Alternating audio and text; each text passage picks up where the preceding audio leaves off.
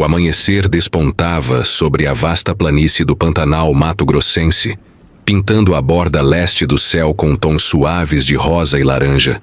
Mas ali, na fazenda Rio Verde, o ar ainda estava fresco, carregando o cheiro de terra úmida e gado. A poeira, companheira inevitável de qualquer grande condução de boiada, já começava a subir em finas espirais dos cascos dos cavalos e das botas pesadas dos peões, misturando-se à brisa matinal. 22 homens se preparavam para a longa jornada. João, o capataz, um homem de meia idade com o rosto marcado pelo sol e olhos calmos e vigilantes, dava suas últimas instruções em voz baixa e firme. Ele estava ao lado do curral, observando seus peões verificarem as celas e rearrumarem os equipamentos nas mochilas. Entre eles, Zé se destacava, um velho peão com bigode grisalho e mãos calejadas, cheias de rugas e cicatrizes, herança de décadas conduzindo gado pelos campos. Seus movimentos eram lentos, mas precisos, cada gesto polido pela experiência. Perto dali, Tiago, o mais jovem do grupo, se mexia com energia. O rosto ainda livre das marcas do sol e das rugas, os olhos brilhando de excitação antes de sua primeira grande boiada.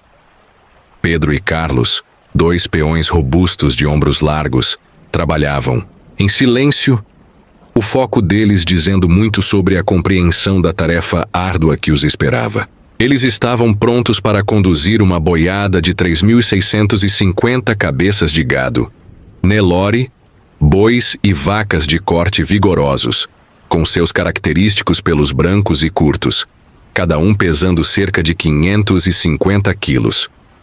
Os animais se moviam inquietos no enorme curral, os cascos batendo no chão, criando um zumbido grave que vibrava no ar matinal.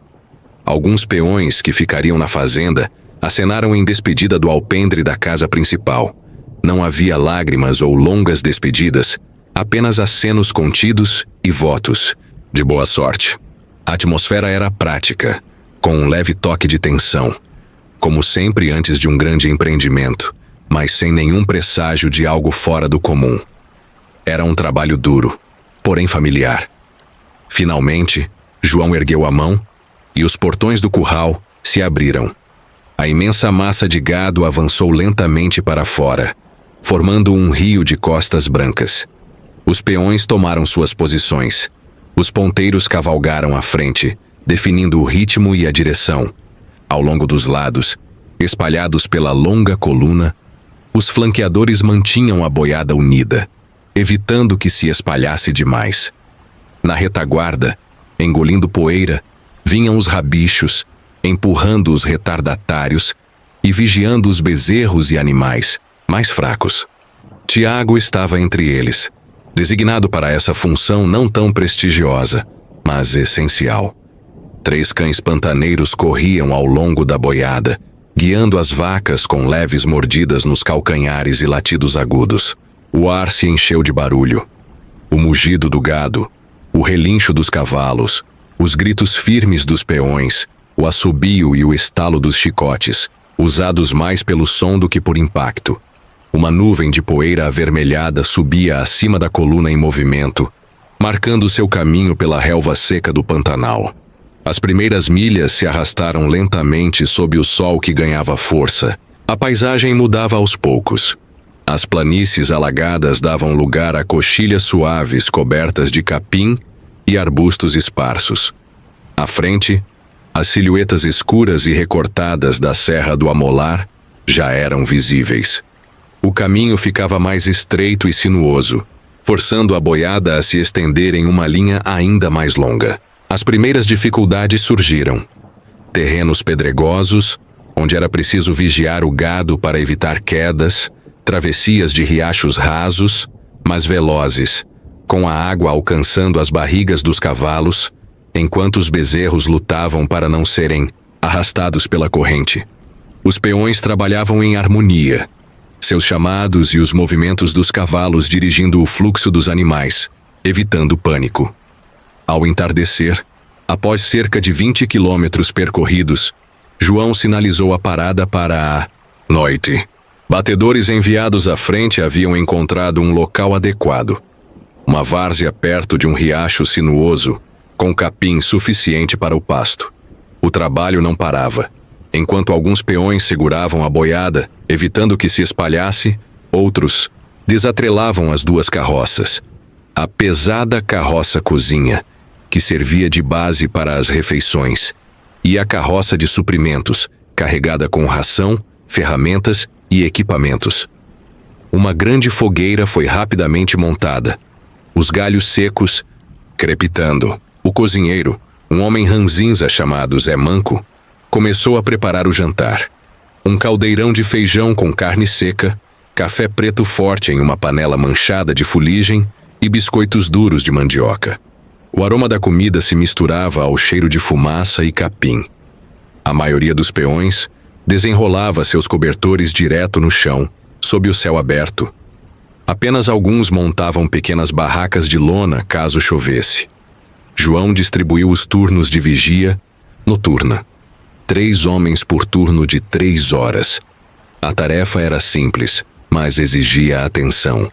Patrulhar o perímetro do acampamento e da boiada, manter a fogueira acesa, ouvir os sons da noite, afastar onças curiosas e garantir que o gado não se dispersasse ou se assustasse com sombras. Cada homem carregava um revólver na cintura, um Taurus ou um Rossi, e muitos tinham um rifle Caramuru ou FAL nas bainhas das celas. Após o jantar, a prioridade era cuidar dos cavalos, verificar os cascos, examinar as costas por feridas, de sela, uma escovada rápida, uma porção de milho. Depois, os peões se reuniam em torno da fogueira, tomando café com cansaço, consertando equipamentos. Um remendava uma rédea, outro lubrificava o mecanismo de seu revólver. As conversas eram discretas, sobre a jornada do dia, a condição da boiada, notícias da fazenda. Havia um senso de camaradagem silenciosa entre homens unidos pelo trabalho, árduo e uma exaustão profunda após o longo dia montados. A noite caiu sobre a várzea, trazendo frescor e silêncio, quebrado apenas pelo crepitar do fogo e pelo mugido distante do gado. Com o passar dos dias, o caminho levava mais alto, rumo às encostas da Serra do Amolar. A paisagem mudava drasticamente. As várzeas abertas ficavam para trás, substituídas por gargantas estreitas e morros íngremes cobertos de cerrado denso e árvores retorcidas. As trilhas se tornavam pedregosas, sinuosas, agarrando-se às encostas. O ritmo da boiada desacelerava consideravelmente. Agora, percorriam no máximo 15 ou 20 quilômetros por dia, em trechos perigosos, onde a trilha se estreitava sobre um precipício ou cruzava rochas escorregadias. Os peões desmontavam e conduziam os cavalos a pé, pisando com cuidado. A boiada se estendia em uma fila incrivelmente longa e fina, às vezes sumindo de vista nas curvas das gargantas. Controlar um rebanho tão extenso exigia esforço e coordenação máximos dos peões. Zé e outros cavaleiros experientes moviam-se constantemente ao longo da fila, impedindo que os animais se desviassem ou se aproximassem demais da borda. Gerenciar a boiada nessas condições era uma verdadeira arte. O menor pânico podia levar a uma debandada ou à queda de animais no abismo. Os peões usavam todo o seu repertório, chamados baixos e calmantes, estalos de chicote acima da cabeça das vacas para chamar atenção e guiá-las, mas nunca batendo nos animais. Seus cavalos bem treinados funcionavam como extensões dos cavaleiros, empurrando suavemente as vacas hesitantes com os flancos, bloqueando o caminho das que tentavam sair da trilha. O risco era constante. Um passo em falso de uma vaca em uma encosta pedregosa podia desencadear um pequeno deslizamento, capaz de assustar todo o rebanho. O clima da serra era imprevisível. Durante o dia, nas áreas abertas, o sol castigava impiedosamente, encharcando homens e animais de suor. Mas assim que o sol mergulhava atrás dos picos, a temperatura caía bruscamente. As noites ficavam frias, com geada no chão pela manhã. Muitas vezes, névoas densas desciam dos cumes, envolvendo tudo em um manto branco. onde a visibilidade se reduzia a poucos metros. Navegar nessa neblina era extremamente difícil. Os sons ficavam distorcidos e abafados. Os peões tiravam das mochilas jaquetas quentes, camisas de lã e capas impermeáveis, preparando-se para os caprichos do clima serrano. Encontrar locais para pernoite tornava-se mais difícil. Não bastava água e capim. Agora era preciso um espaço relativamente plano, grande o suficiente para o rebanho e o acampamento, de preferência abrigado do vento cortante da noite por paredões ou vegetação densa. Cada dia, João enviava 2 ou 3 batedores à frente, encarregados de encontrar um lugar assim até o anoitecer. Às vezes, precisavam cavalgar quilômetros extras para localizar uma clareira ou uma pequena várzea montanhosa. As dificuldades da jornada começaram a pesar no gado. Os primeiros animais mancos surgiram. Pedras feriam os cascos. A longa caminhada os exauria. Bezerros cansados começavam a ficar para trás. Todas as noites, os peões precisavam laçar esses animais e examiná-los. Zé, com conhecimentos rudimentares, de veterinária, tratava feridas e aplicava curativos simples. Mas se ficava claro que uma vaca ou bezerro não podia continuar, uma decisão difícil era tomada. Às vezes eram deixados para trás, à mercê da natureza e dos predadores. Outras vezes, para evitar sofrimento e não atrair atenção indesejada ao rastro da boiada com um cadáver, o animal era sacrificado.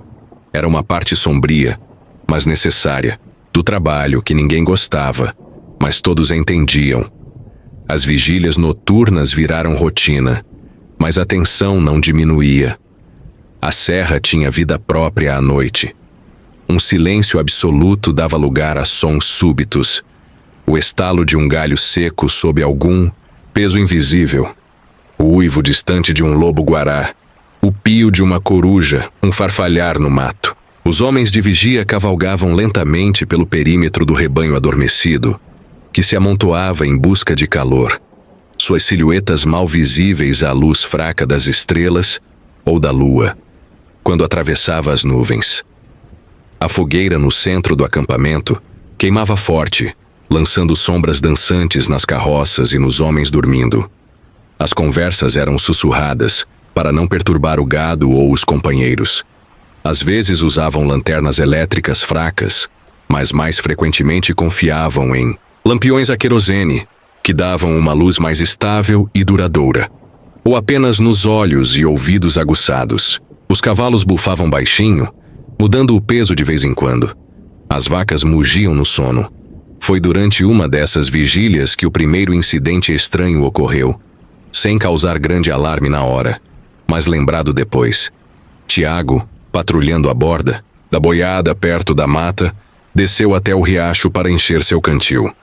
Na lama fofa à beira d'água, notou uma pegada. Era muito grande, bem maior que a de um lobo-guará, e de alguma forma indistinta, borrada. Não parecia a pegada de uma onça-pintada comum na região. O formato era diferente. Tiago chamou Pedro, seu parceiro de vigia. Ele examinou a marca e deu de ombros. Pela manhã, ao redor da fogueira, Tiago contou a Zé sobre o achado. O velho ouviu com atenção, fez algumas perguntas e disse que podia ser a pegada de um lobo-guará excepcionalmente grande ou de uma onça. Ou talvez a lama tivesse distorcido a marca. Outra vez, no meio da noite, os cães pantaneiros começaram a latir com urgência, encarando a escuridão densa da mata. Rosnavam, os pelos eriçados, mas assim que um peão apontou uma lanterna na direção, o latido cessou. E nada suspeito apareceu. Os cães gemeram inquietos por mais um tempo. Depois se acalmaram. Esses pequenos incidentes eram discutidos brevemente e logo esquecidos, atribuídos aos ruídos normais da noite e ao nervosismo compreensível dos cães em um lugar estranho. Outro dia árduo de caminhada os esperava.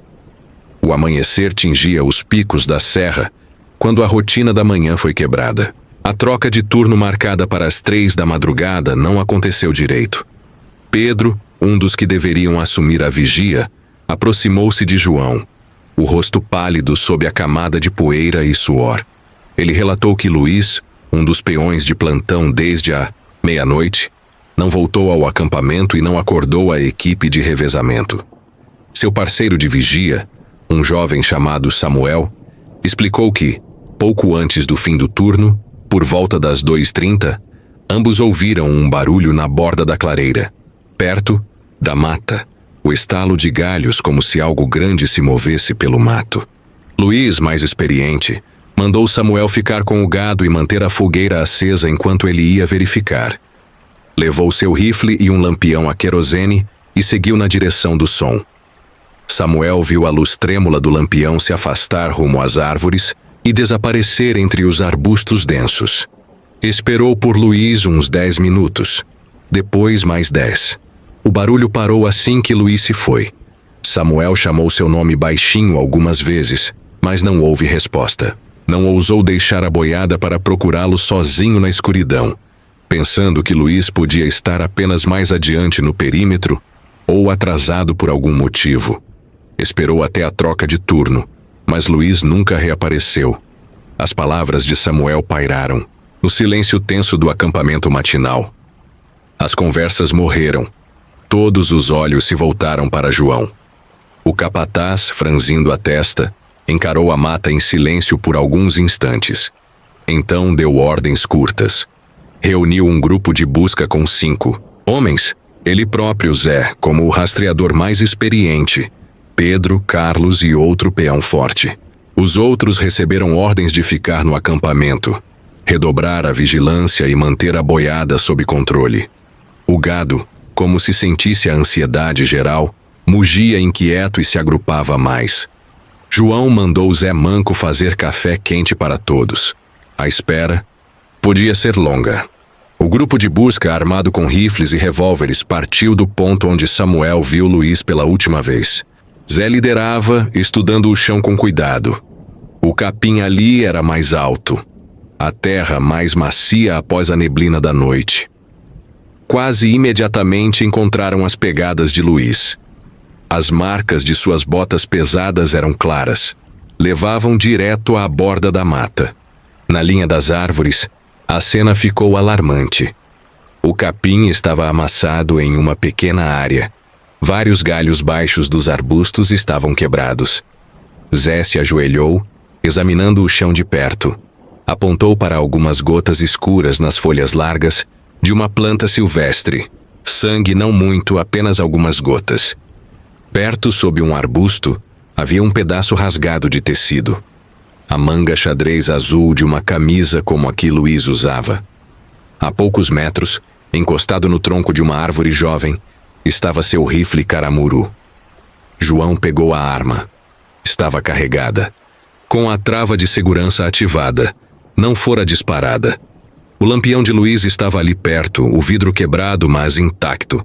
Zé continuou vasculhando o local do suposto confronto, e sua expressão ficou mais séria. Ao lado das pegadas de Luiz e do capim pisoteado, havia outras marcas. Pareciam de um lobo-guará grande, mas o tamanho era anormalmente grande. As garras deixaram sulcos profundos na terra, mais fundos do que se esperaria até de uma onça grande, como se a criatura que os fez tivesse um peso imenso.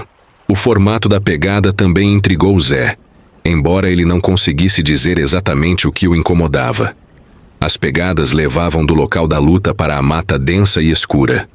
O grupo as seguiu com cautela, abrindo caminho pelo mato, mas após uns 50 metros as marcas sumiram.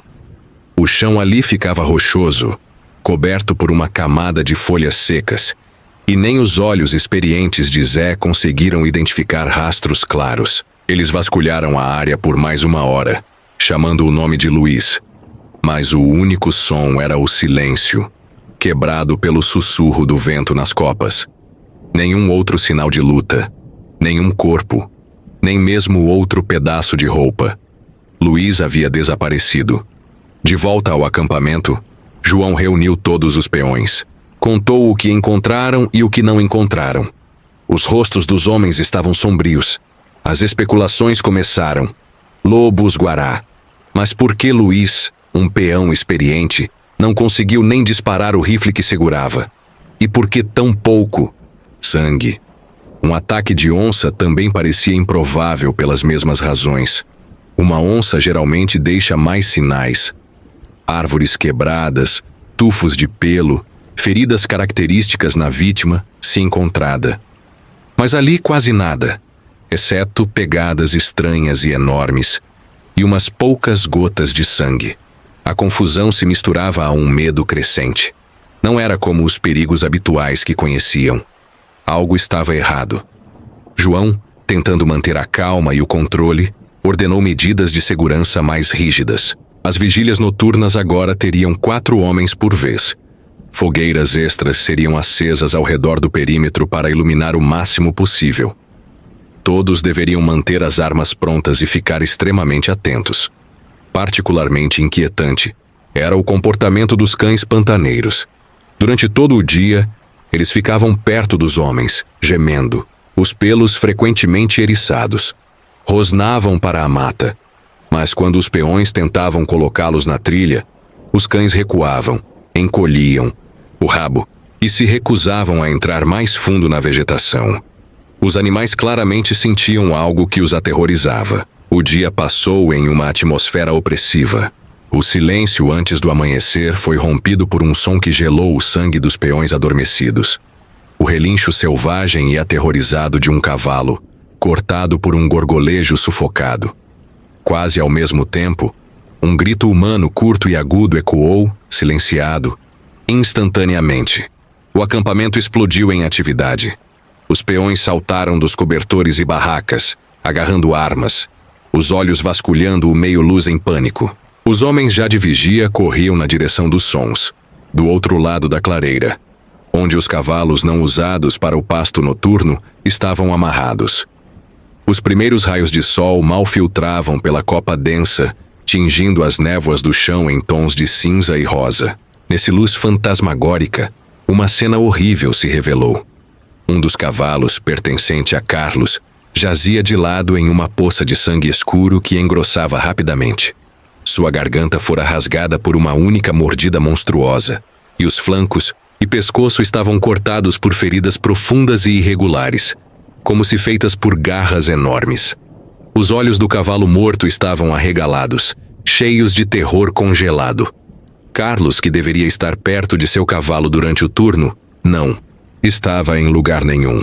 Os gritos do cavalo moribundo e o grito do homem desencadearam pânico na boiada. Milhares de vacas, antes dormindo em uma massa densa, entraram em movimento brusco. Mugiam, correndo de um lado para outro, os olhos revirados em desespero. Agruparam-se em uma multidão trêmula ainda mais apertada, ameaçando em seu terror cego arrastar tudo em seu caminho ou se lançar na mata. Levou várias horas tensas para os peões acalmarem o rebanho, trabalhando na penumbra antes do amanhecer, gritando, estalando chicotes, cavalgando em círculos ao redor dos animais frenéticos, restaurando o controle aos poucos. Exaustão e medo se misturavam à adrenalina.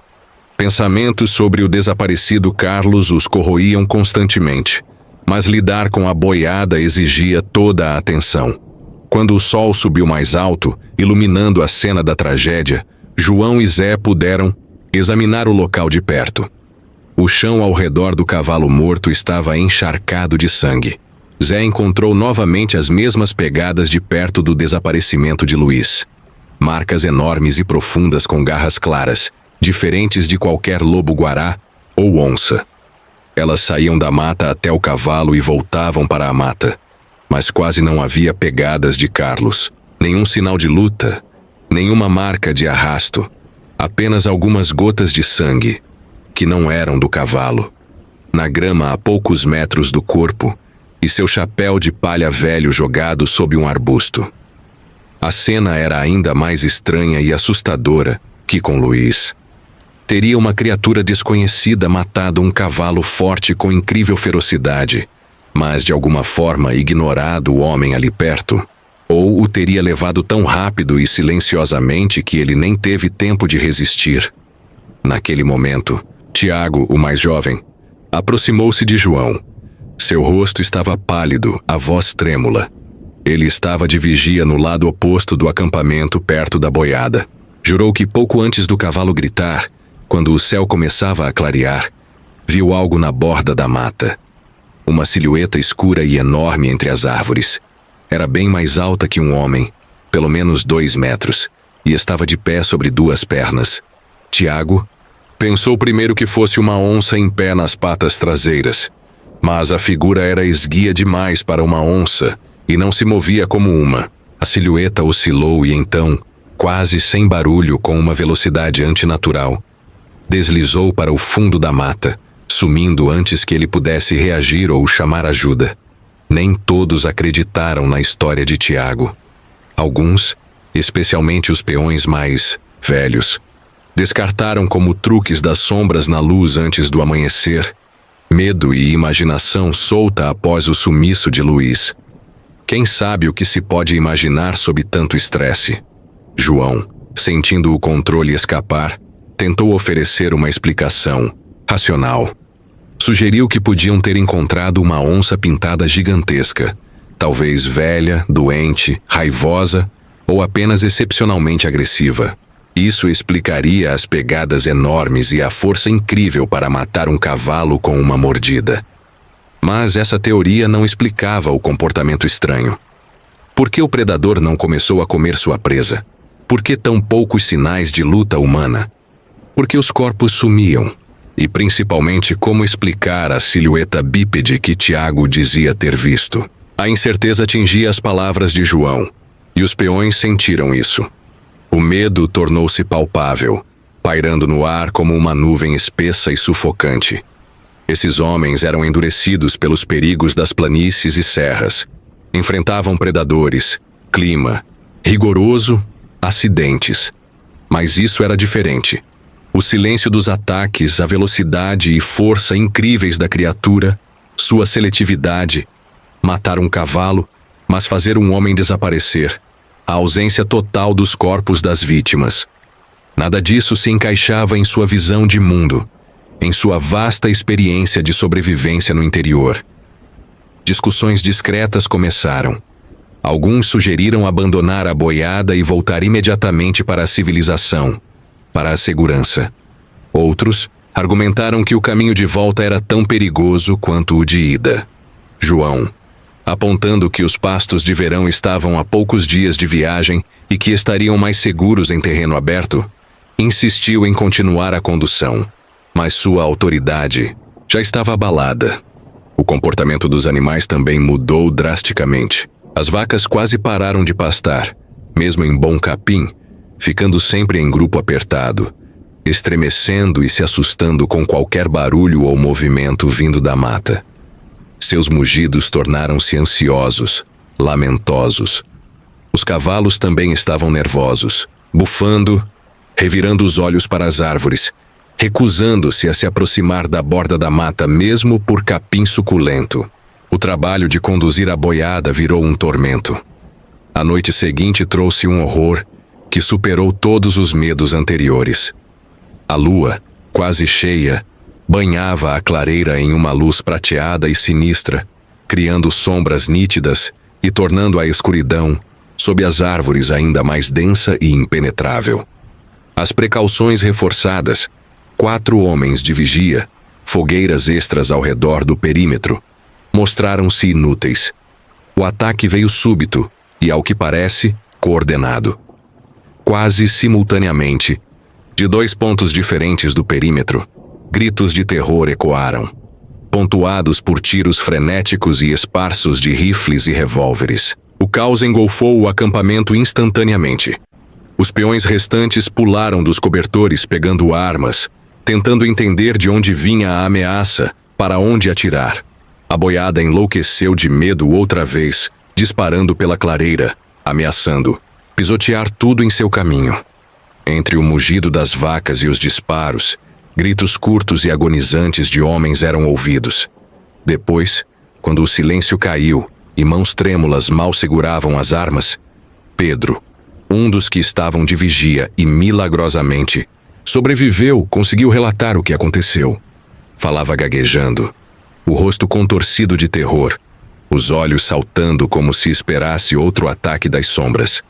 Ele e seu parceiro, um rapaz chamado Marcos, patrulhavam seu trecho do perímetro quando ouviram galhos estalando muito perto na mata. Apontaram as lanternas para lá e então Pedro viu algo enorme, escuro, movendo-se entre as árvores com uma velocidade incrível e antinatural.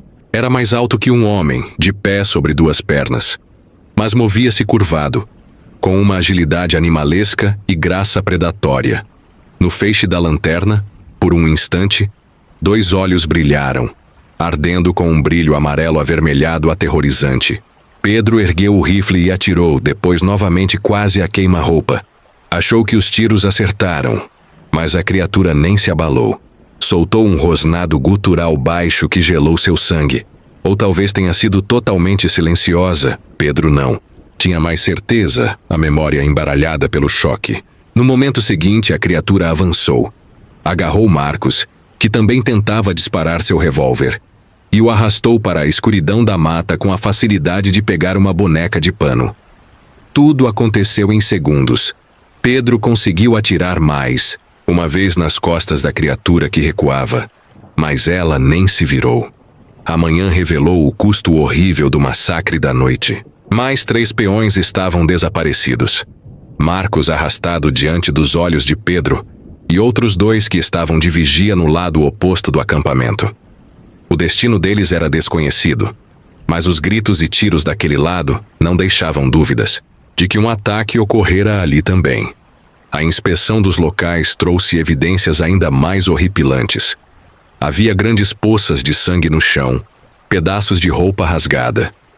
Encontraram a faca de caça de um dos desaparecidos, partida ao meio, e um rifle vazio de outro, com a coronha estilhaçada. Mas, novamente, nenhum corpo, nenhum único. As pegadas dessa vez estavam mais claras, impressas na terra macia perto do riacho, onde a criatura aparentemente arrastara uma de suas vítimas. Pés enormes com garras, mas o formato era estranho, alongado, diferente do de uma onça ou lobo-guará. Havia algo sutilmente humanoide, porém distorcido, monstruoso. Nos galhos dos arbustos e no chão, encontraram alguns tufos de pelo escuro e áspero, diferente do de qualquer onça ou lobo-guará. E então Carlos, vasculhando o local onde Marcos sumiu, tropeçou em algo que revirou seu estômago. Um osso humano, um fragmento de antebraço. Parecia ter sido quebrado ao meio com força monstruosa. As bordas do rompimento irregulares, como se partidas por mãos nuas de força desumana. No silêncio opressivo, quebrado apenas pelo mugido assustado das vacas, a palavra que temiam pronunciar foi finalmente dita. Zé, o mais velho e talvez o mais supersticioso entre eles, murmurou-a. Sentado no chão, balançando a cabeça, os olhos cheios de medo e um conhecimento ancestral, falou de lendas antigas dos índios da região, de criaturas amaldiçoadas, espíritos das trevas que vagam por lugares selvagens à noite, caçando humanos. Suas palavras caíram em terreno fértil de terror. Ninguém mais tentou falar de onças ou lobos. Todos entenderam que não enfrentavam um animal, mas um monstro.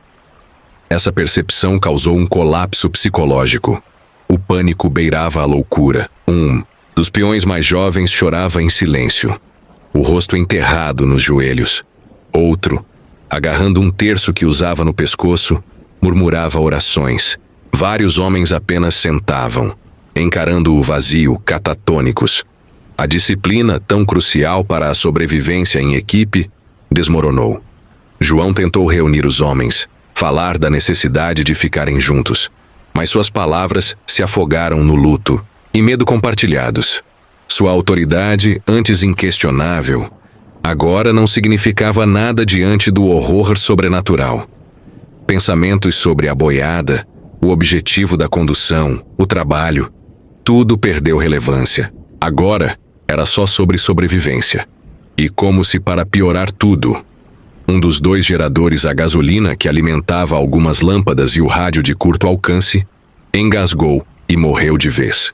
Tentativas de consertá-lo falharam. O combustível do Segundo gerador estava acabando, e o rádio, que João tentava usar há dias, só captava estática e chiados. As montanhas bloqueavam o sinal fraco com eficiência. Estavam sozinhos, completamente isolados do mundo exterior, presos na serra, com um monstro. A esperança de simplesmente continuar a jornada e escapar daquela mata amaldiçoada morreu com as últimas vítimas do massacre da noite. João, reunindo os últimos vestígios de vontade e autoridade, tomou a única decisão que parecia possível: parar de avançar e tentar fortificar a posição. Não conduziam mais a boiada, deixando as vacas se amontoarem em uma massa ansiosa, na clareira. Escolheram o ponto mais aberto, uma ampla margem do rio, onde a mata recuava dezenas de metros. As duas carroças, cozinha e suprimentos, foram posicionadas em um pequeno semicírculo voltado para o rio. Os espaços entre e ao redor delas foram barricados com galhos cortados e arbustos espinhosos, criando uma aparência de fortificação. Dentro desse refúgio improvisado, ergueram duas grandes fogueiras, mantidas acesas dia e noite.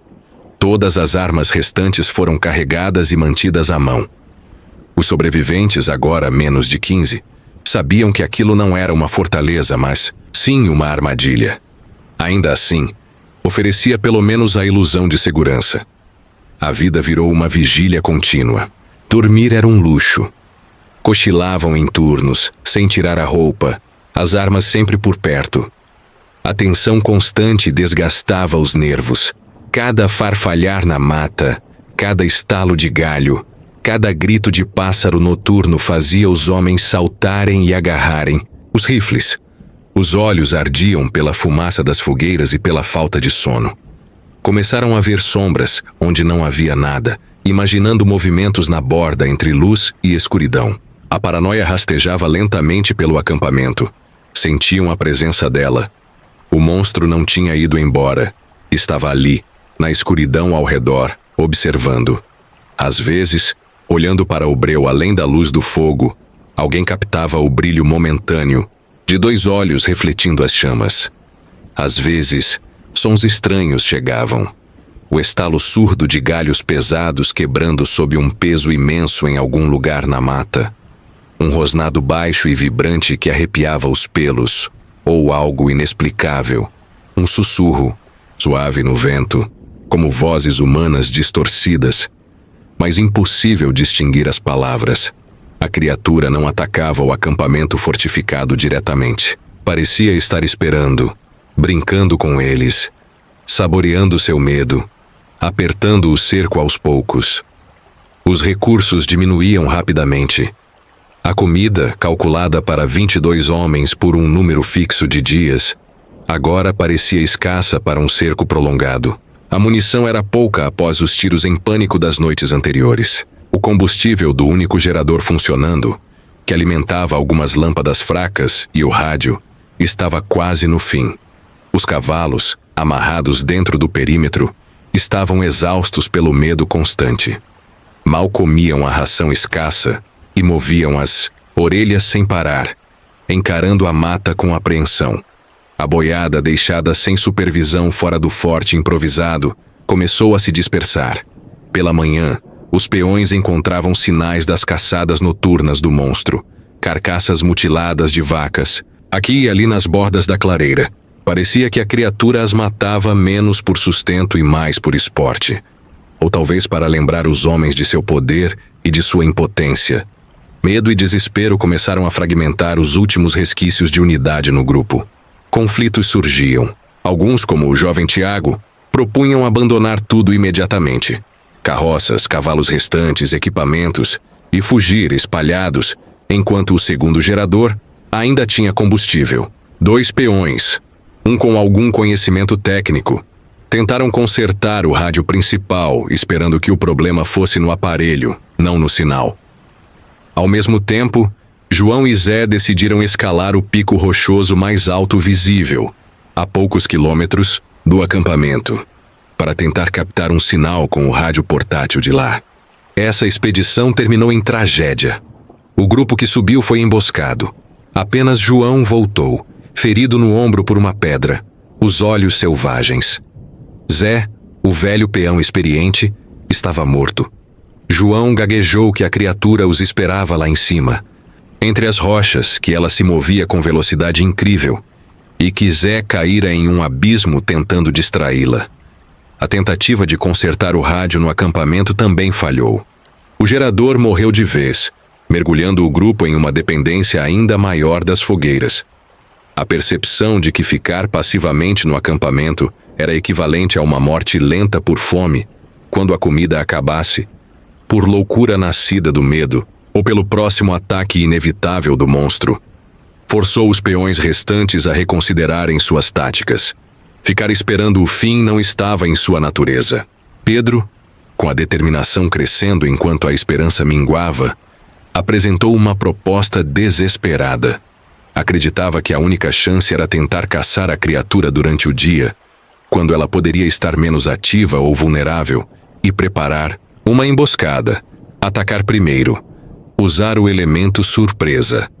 A ideia era extremamente arriscada, beirando o suicídio, dados os encontros anteriores e a aparente invulnerabilidade da criatura às balas. Mas a alternativa, ficar esperando o monstro eliminá-los um a um à noite, parecia ainda pior. Após uma discussão curta e tensa, cheia de medo, desespero e raiva, a maioria concordou com o plano de Pedro. João, abalado pela morte de Zé e pelo ferimento, assentiu em silêncio. Os preparativos para a caçada começaram. Escolheram os 5 mais fortes e melhores atiradores, incluindo Pedro e Carlos, que se tornara calado e sombrio após o massacre da noite, mas cujas mãos seguravam o rifle com firmeza. Distribuíram as melhores armas restantes, alguns rifles caramuru, 2 espingardas carregadas com chumbo grosso e revólveres. A munição estava criticamente baixa. Cada tiro tinha que contar. Sem Zé, Pedro se voluntariou para liderar o grupo, confiando nas pegadas que o monstro deixara perto das vacas mutiladas na noite anterior e em seu conhecimento geral do terreno. Fez isso com o coração pesado, entendendo o perigo e a mínima chance de sucesso. Mas alguém precisava tomar a frente. O pequeno grupo deixou o acampamento logo após o nascer do sol, deixando João e alguns outros para guardar o forte improvisado. Moviam-se devagar e com cautela, tentando fazer o mínimo de barulho possível. A mata ao redor parecia quieta, mas era um silêncio tenso e enganador. Cada estalo de galho seco sob os pés, cada grito súbito de um pássaro ou tamborilar de um pica-pau fazia os peões saltarem e erguerem as armas. Pedro os guiava pela trilha, claramente visível no chão úmido pelo orvalho matinal. As enormes pegadas com garras levavam mais fundo na mata, rumo às encostas rochosas. Mas logo a trilha começou a se comportar de forma estranha. Estava bem, marcada na terra macia. Depois sumia completamente em trechos cobertos de rochas ou folhas secas, só para reaparecer inesperadamente ao lado, como se a criatura se movesse em saltos ou até voasse.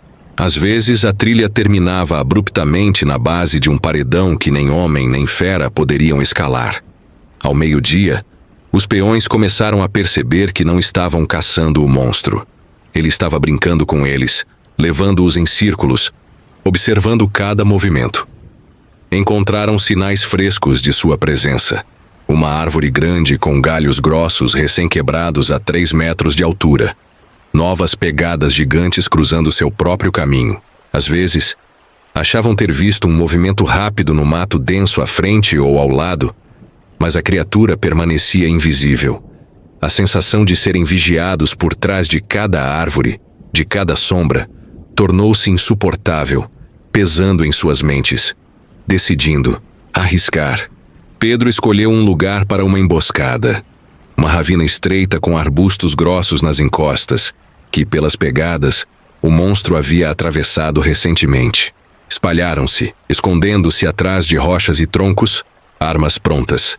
A espera tensa se estendeu por um tempo agonizingamente longo.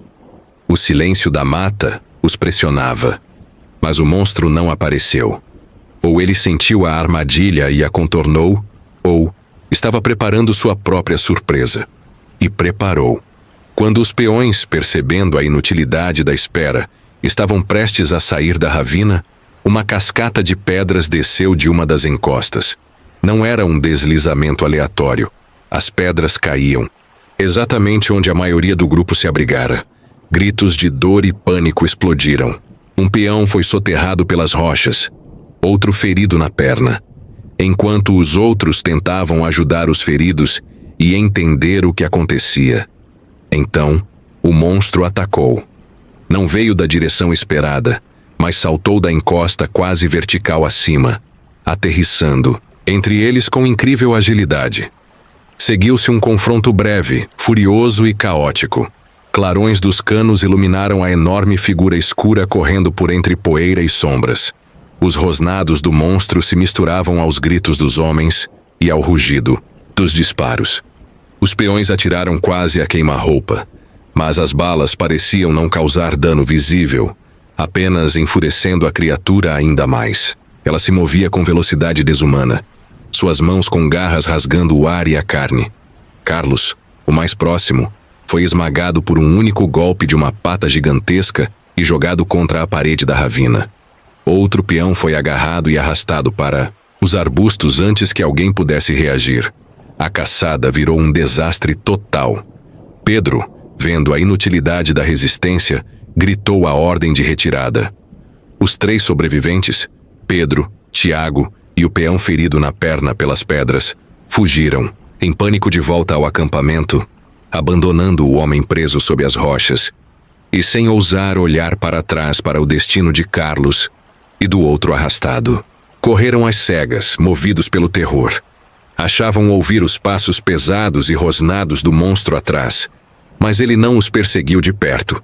Parecia deixá-los ir, prolongando sua agonia, sabendo que estavam condenados de qualquer forma, e romperam, de volta ao acampamento, ofegantes, ensanguentados e meio loucos, trazendo apenas notícias de mais mortes e a certeza da derrota total.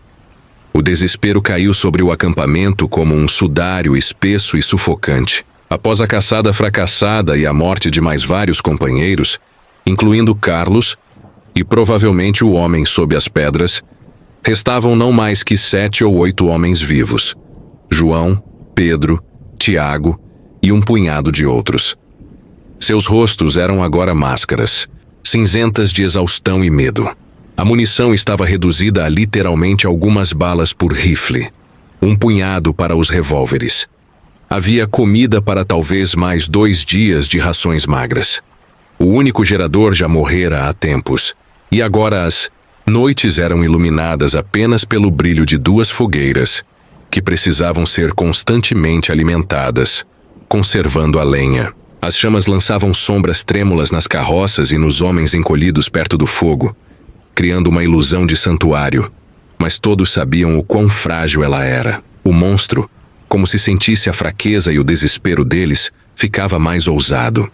Não se escondia mais no fundo da mata. Agora, sua silhueta escura e massiva às vezes aparecia entre as árvores, bem na borda da luz do fogo. Viam-no, enorme, bípede, mas movendo-se com graça predatória. Às vezes ouviam sua respiração, pesada e irregular, ou um rosnado baixo e vibrante que gelava o sangue. Uma noite, escutaram um som distinto. A criatura arranhando as garras ao longo da lateral de madeira de uma das carroças na borda do perímetro, como se testasse as defesas, provasse a madeira. Ninguém ousava atirar. As balas eram preciosas demais e a experiência mostrara a inutilidade dessa resistência. O terror psicológico atingiu o auge. O monstro não se limitava mais a sons e sombras à noite. Começou a jogar pedras no acampamento, não grandes para matar, mas pequenas, para assustar e impedir o sono, mantê-los em tensão constante. Às vezes, sons arrepiantes vinham da escuridão.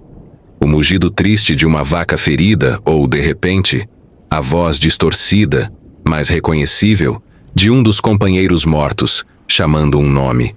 Estava levando-os à loucura.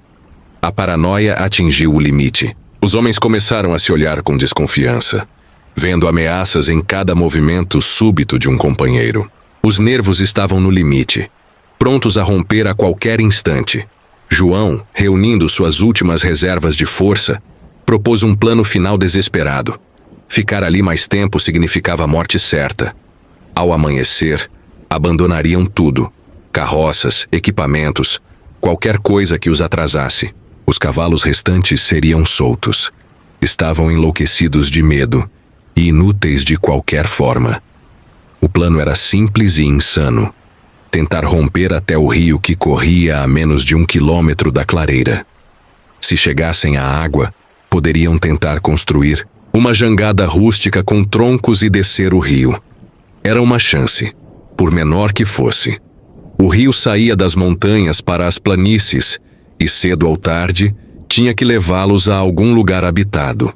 Não havia alternativa. Essa decisão significava dizer adeus ao passado. Estavam abandonando a boiada que conduziram até ali. Ela não tinha mais sentido. Seu trabalho, seu mundo familiar, suas vidas, tudo fora destruído ali naquela mata. Naquela noite, Pedro se aproximou silenciosamente dos cavalos restantes, cortou suas cordas e bateu em seus traseiros. Os animais se afastaram hesitantes, depois, obedecendo ao instinto, galoparam para a escuridão. Conversas tensas e curtas aconteceram ao redor do fogo. Os homens lembravam suas famílias, casas, promessas não cumpridas. Falavam pouco, na maioria, encarando as chamas em silêncio, cada um perdido em seus pensamentos.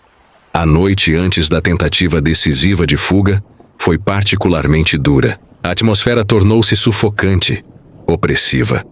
Os peões sentavam perto das fogueiras quase extintas, mal falando, as mãos agarrando armas carregadas com as últimas balas.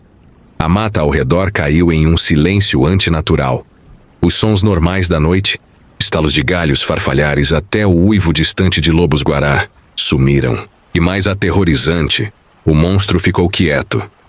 Não havia rosnados, respirações, nem silhueta piscando na borda da luz. Esse silêncio súbito era mais assustador que todas as ameaças anteriores. Parecia que a mata prendia o fôlego, que a criatura, lá fora na escuridão, reunia forças para um ataque final, ciente dos planos deles ou simplesmente decidida a encerrar o jogo prolongado. Acalmaria antes da tempestade. 1 hora antes do amanhecer, quando a escuridão antes do alba era mais densa e fria, o silêncio explodiu. O monstro atacou. Dessa vez, não era um terror vigilante, mas um assalto furioso e devastador.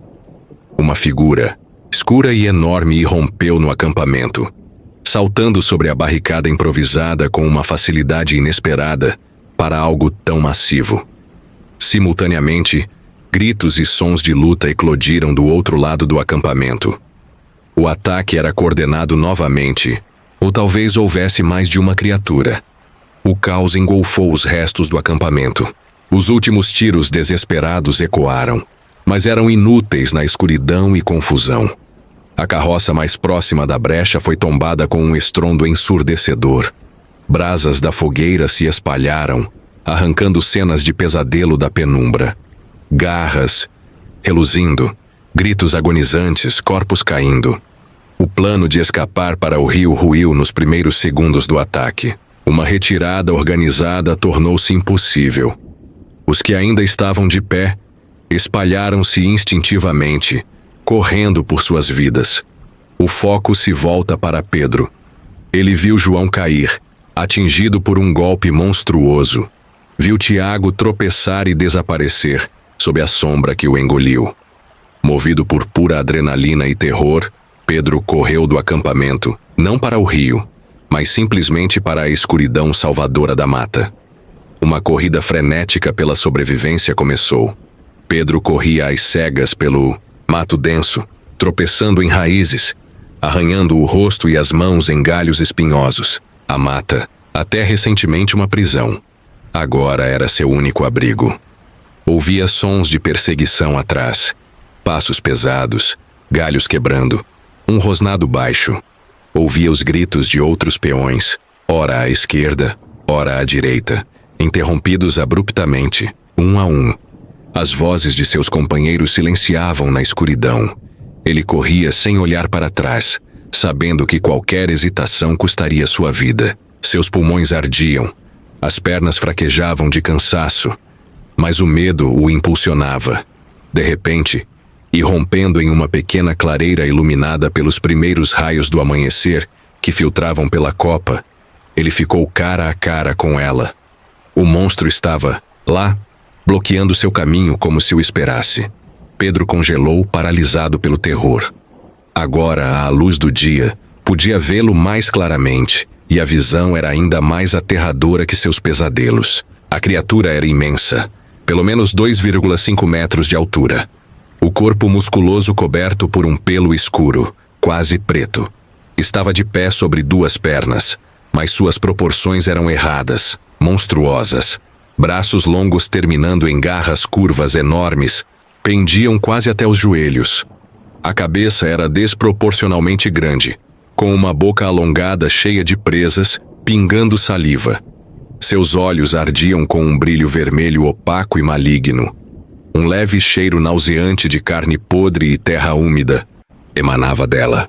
Soltou um rosnado baixo e ameaçador e deu um passo em direção a Pedro. Num surto desesperado, Pedro ergueu seu revólver, a última arma que tinha, e atirou quase a queima-roupa, mirando o peito da criatura. A bala acertou com um som abafado. O monstro rugiu de raiva e dor. Uma mancha escura de sangue apareceu em seu peito. Mas o ferimento pareceu apenas enfurecê-lo mais. Ele avançou contra Pedro.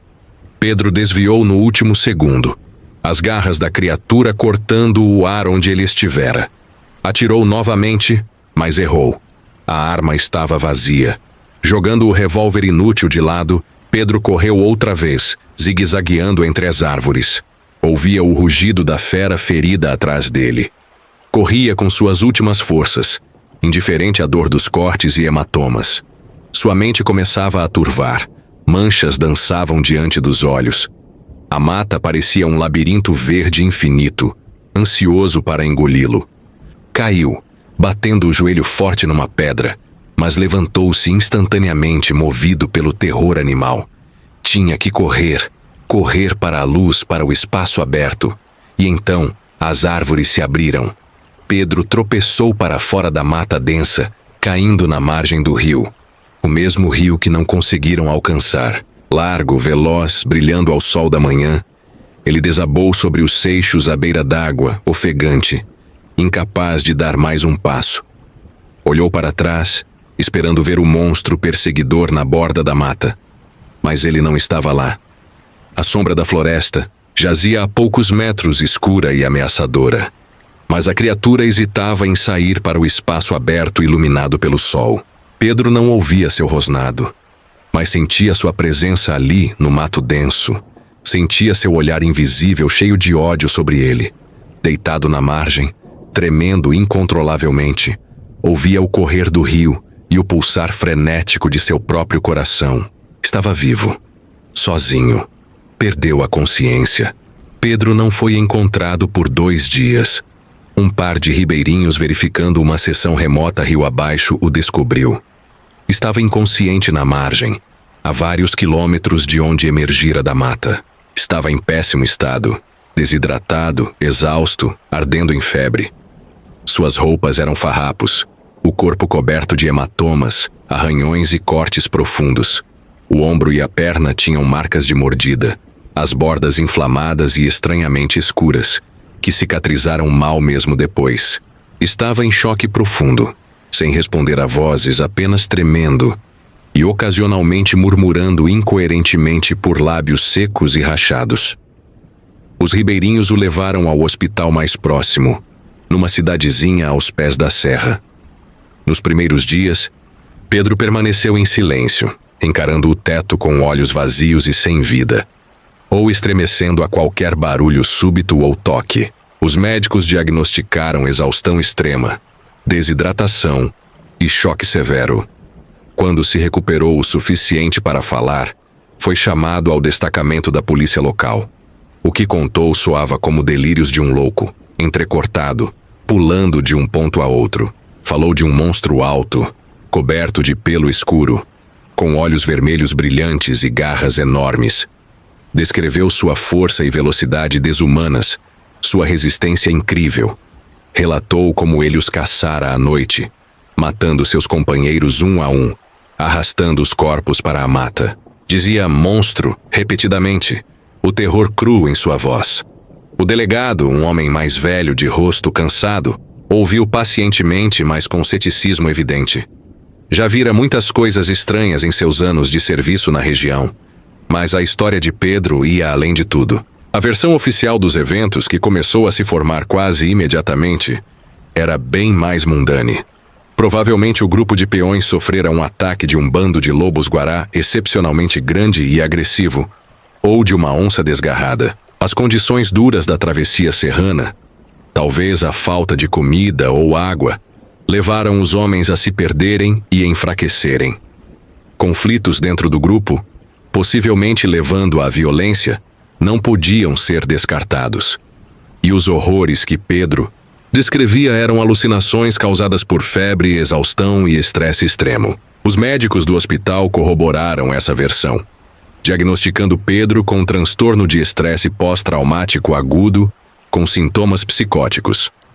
Ninguém acreditou em sua história sobre o monstro. Eventualmente, ele foi transferido para uma clínica especializada para tratamento de longo prazo. Uma expedição de busca foi organizada ao local que Pedro indicou. Uma equipe de guardas florestais e policiais chegou à clareira perto do rio. Encontraram os restos do acampamento devastado. Carroças tombadas, cinzas de fogueira, pertences espalhados. Achavam alguns ossos humanos roídos e numerosos ossos de gado. Descobriram o cavalo morto de Carlos, ou o que os predadores deixaram dele, e várias cápsulas usadas de rifle e revólver. Mas nenhuma evidência conclusiva do monstro descrito por Pedro foi encontrada. Não havia pegadas claras de tal criatura, nem tufos de seu pelo, nem corpos dos peões desaparecidos. Havia rastros de lobos-guará e onças na área, mas isso não era incomum na região. A investigação chegou a um beco sem saída e logo foi oficialmente encerrada. A causa da morte foi listada como fatalidades resultantes de ataques de animais selvagens e acidentes em ambiente de mata. O destino da boiada Nellory foi sombrio. A maioria do gado ou se dispersou pelas vastas matas e serras, eventualmente virando feral, ou virou presa do monstro e de predadores comuns. Lobos-guará, onças, urubus. A fazenda Rio Verde sofreu perdas colossais. A rota de condução por aquela seção da Serra do Amolar nunca mais foi usada após o incidente. Ganhou uma má fama como lugar amaldiçoado. Pedro passou mais de um ano na clínica. Nunca se recuperou totalmente do horror que viveu. As cicatrizes físicas sararam, mas as da alma ficaram para sempre. Raramente falava do que aconteceu na mata, sabendo que ninguém acreditaria mesmo. Às vezes, pesadelos assombravam seu sono. Uma silhueta escura, olhos vermelhos ardentes, os gritos finais de seus amigos. Levou uma vida quieta e reclusa, evitando pessoas e, especialmente, áreas selvagens de mata. E em algum lugar lá fora, nas profundezas da vasta e selvagem Serra do Amolar, entre os cerrados antigos e gargantas rochosas, talvez o pesadelo ainda vagasse, deixando uma mancha sangrenta na memória de um homem e um sussurro sinistro e quieto no coração da mata.